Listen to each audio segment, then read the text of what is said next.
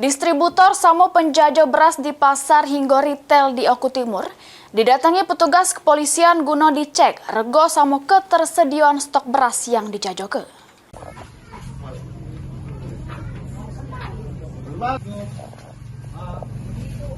Unit Pirsus Polres Oku Timur melakukan inspeksi mendadak ke sejumlah distributor beras di Oku Timur. Dari penjajah kecil sampai ke retail modern, guna mengecek harga sama ketersediaan beras di Kabupaten Oku Timur. Dari hasil sidak, ketersediaan beras di Kabupaten Oku Timur masih cukup memadai, serta harganya pun stabil. Bahkan lebih cenderung menurun, di mana beras medium yang sebelumnya dijajokan dengan harga Rp15.000 per kilogram, ini turun jadi Rp14.000.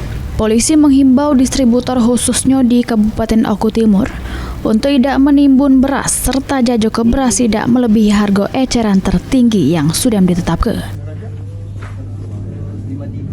Kita melihat bahwa ketersediaan beras di Kabupaten Oku Timur ini sudah cukup stabil dan tidak terdapat kenaikan yang signifikan.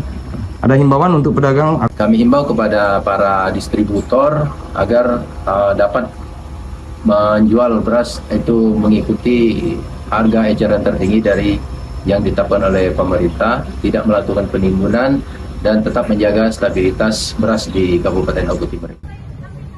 Elvanri Jeffriyadi, PAL TV. Mana ada beras aja.